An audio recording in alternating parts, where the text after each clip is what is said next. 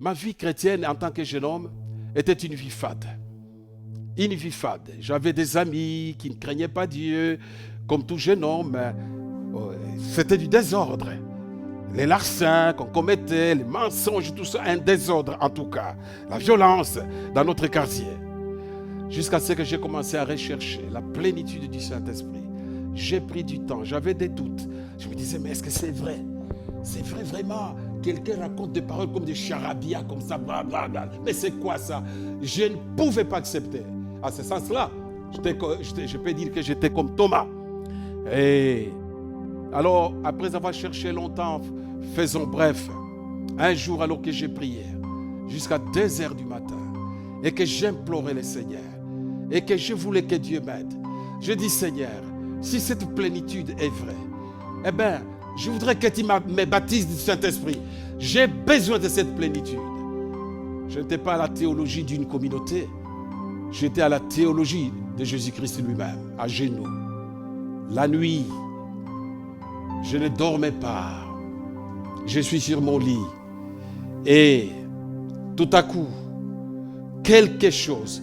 Parce que j'étais un incrédule. Il fallait quelque chose de véritable. J'étais Thomas. Sinon, je n'aurais pas accepté. Tout à coup, dans la chambre où j'étais, oh mon Dieu, et je prends la responsabilité de mon témoignage. Comme une puissance qui est descendue sur moi. Involontairement, j'ai commencé à m'exprimer dans des langues que je n'avais jamais parlé. Et au même moment, mes yeux s'ouvrent. Et je vois dans les coins de la chambre un brasier, un feu, un brasier. Oh, quelle ampleur!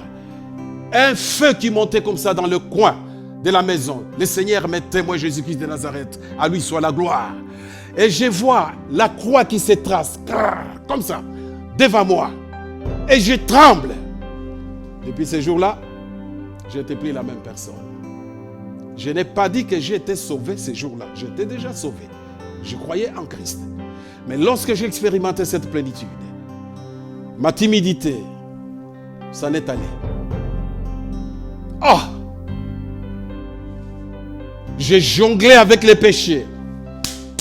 Brûlé. J'avais honte de témoigner de Jésus. Je parlais comme un fou aux gens de Jésus. Et mieux encore, le Seigneur commença à me donner ses directives. Je te vais ici, je te vais là.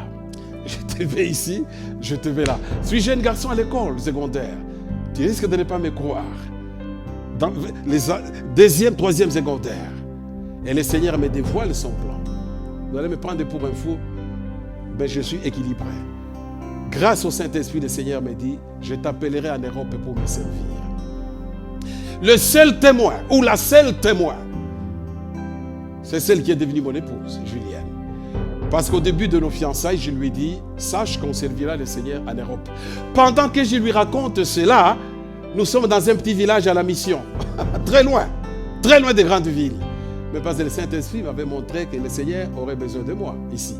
Et il ne faut pas croire que quand le Saint-Esprit nous envoie quelque part, c'est toujours un chemin parsemé de pétales de roses. Dieu seul sait que ma vie, même depuis la plénitude du Saint-Esprit, j'ai souffert. J'ai connu des moments de rejet. J'ai connu des moments d'abandon. J'ai connu des persécutions. On m'a taxé de ceci et on m'a taxé de cela. Mais quelque chose m'a maintenu toujours solide. C'est quoi? La théologie? Pas du tout. Mes diplômes? Jamais. Ma famille? Impossible. La puissance du Saint-Esprit. Je suis étonné de voir dans nos églises les gens qui parlent en langue, qui vivent dans l'adultère. Les gens, ils disent, ils prophétisent et ils fonctionnent. Je ne sais pas. Ça donne des soucis. Mais la vraie puissance du Saint-Esprit amène aussi le fruit du Saint-Esprit. L'amour, la patience, la bonté, etc. Oh, j'aimerais tant que vous, ou pour être plus précis, que toi et moi, nous puissions rechercher cette plénitude pour vaincre les diables. Comment nous pouvons chasser les démons si même nous ne sommes pas remplis du Saint-Esprit?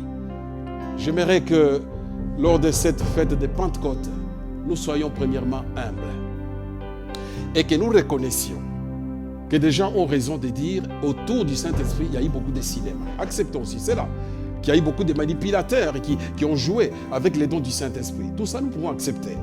Mais reconnaissons qu'il y a une veine pure du Saint-Esprit. Et nous devons la rechercher. Chercher d'être remplis du Saint-Esprit pour pouvoir tenir dans ces combats contre les armées du diable.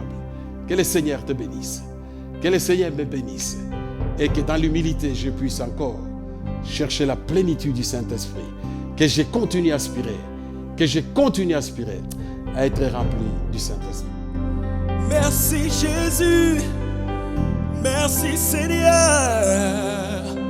Le feu va tomber sur nous. Le feu va tomber sur nous. Comme au jour de la Pentecôte, il va tomber. Il va tomber. Il va tomber sur nous. Le feu va tomber sur nous.